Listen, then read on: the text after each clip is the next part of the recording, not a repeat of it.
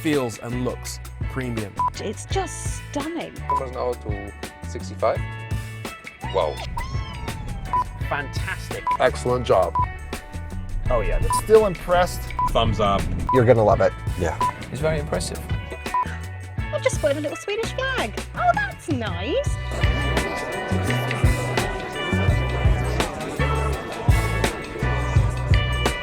Especially in this mulberry colour. You like it now. There is the vapor grey, and so these are the shortcut bits at the top. It's the S6 which I also find very cool. And the cluster, especially. The camera doesn't look amazing, so if you have a look at the different sort of views that you've got there. EX90 is a phone as key, digital key. We have a key card as well. And when I walk up to it with my phone on me, those doors unlock automatically.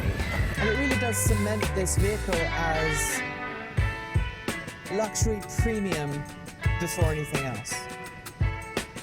Normally when one buys a premium or a luxury... So you also have the ability to use your phone as a key to unlock and lock the EX90. You just come in this app, we press unlock, you see how the door unlocked. You can relock it by pressing here.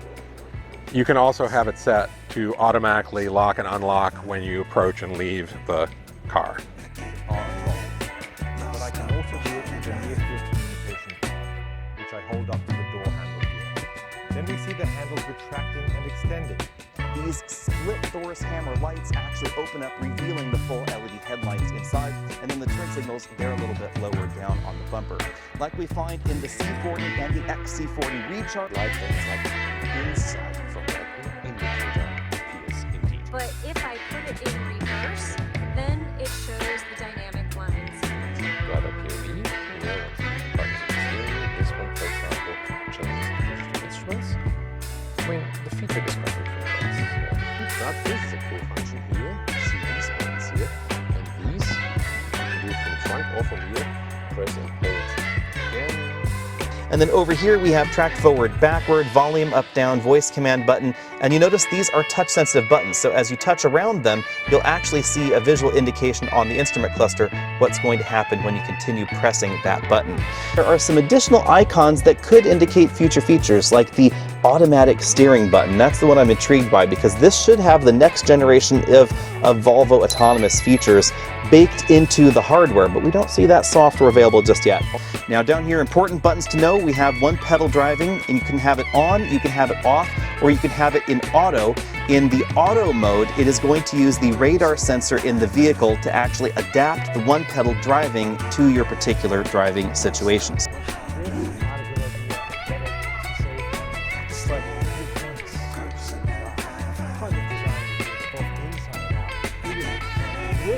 So first of all, we don't have this in the bench. We have these little cup holders that pop right out here. So this was a nice little spot where I was able to just toss my phone just like that. But it's more than just a place to toss your phone because it also is a cup holder. How clever is that?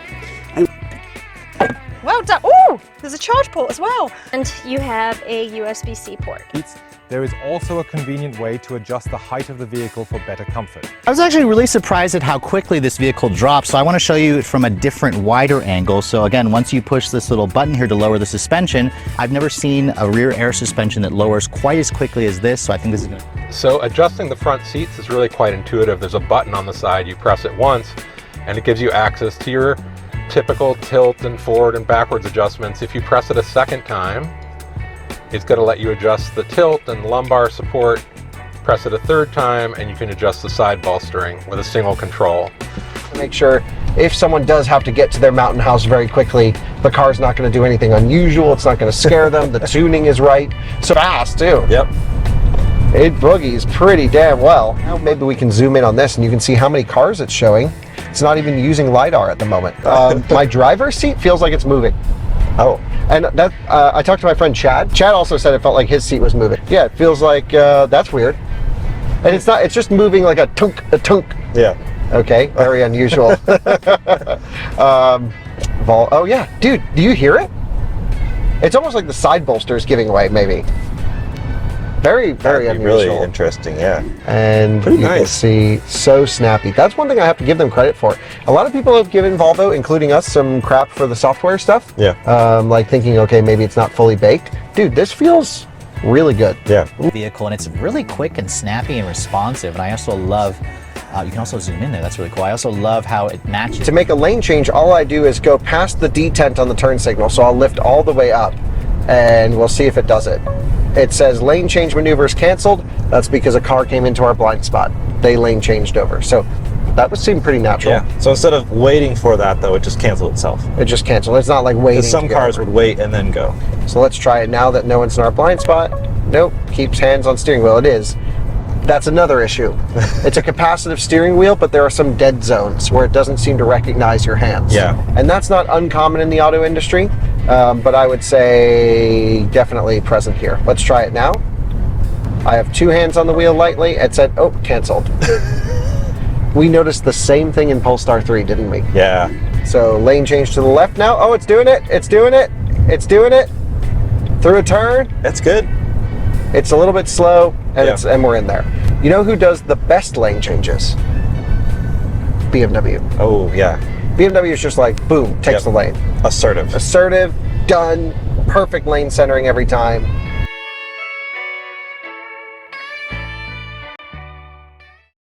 Now, if I put my hand on here, it's almost too hot to touch. So all that heat is coming into the cabin. Probably when you're living in a hot state, I would get this additional cover that you put on from the lower part.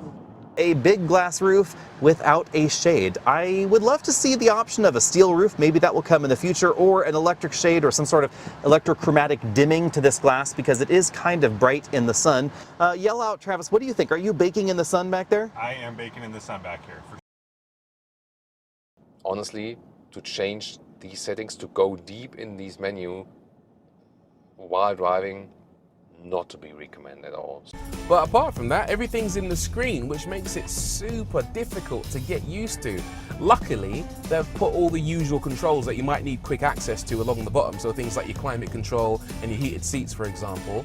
But finding common features that are really easily accessible on a normal car.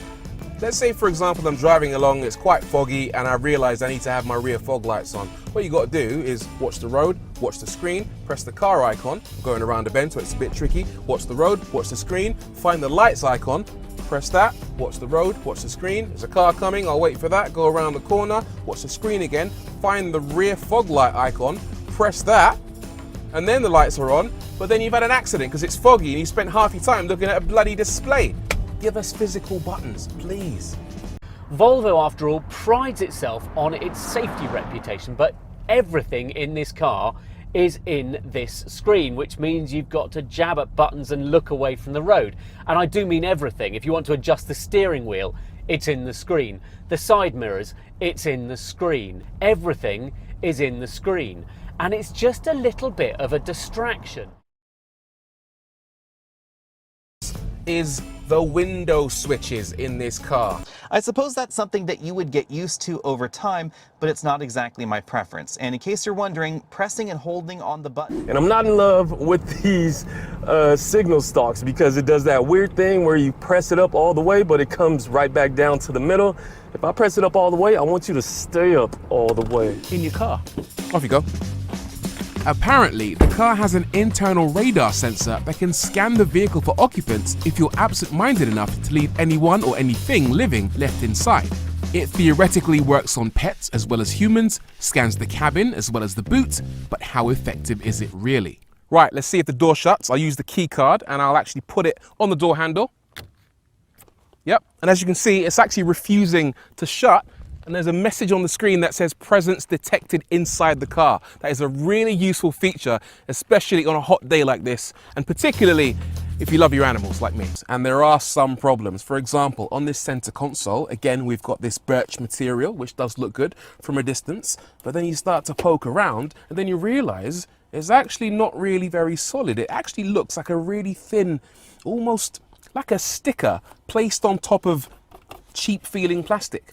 It might be recycled plastic, I hope it is, But yeah, if you go sniffing around, you start to see where things don't really look quite as premium as they might seem from a distance. There is one thing that annoys me greatly about this car, and that is the steering. Okay, so when it's switched off, we've got no power steering, obviously. It's really stiff. But when you put the car into drive, you expect it to fire up really quickly and give you power steering immediately, but it doesn't do that. Watch this. Put it into gear, it's stiff, stiff, stiff, stiff, stiff, and then 3 seconds later, it gets loose. If you're in a hurry, this will just annoy you every single time you get in the car. One of the coolest things, potentially, is that big bulbous LiDAR box on the roof. Apparently, it's going to be able to scan the road ahead, even for small objects and even at motorway speeds, to alert you that you might be about to collide with an object. Now, obviously, we've still got our mate Lewis, the dog, goat, whatever. So I feel like it's in our best interests to see whether that LiDAR thing actually works. Don't worry, it's not littering. It's science. Good luck, mate. Oh, awkward. It's not bad, and it goes quickly between reverse and forward. Anyway, here we go. Will the LiDAR do its job? No, it didn't. No, it didn't.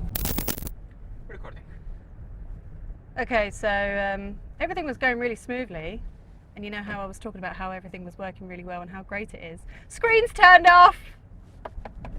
It's off. No idea what's happened. It's just completely turned itself off.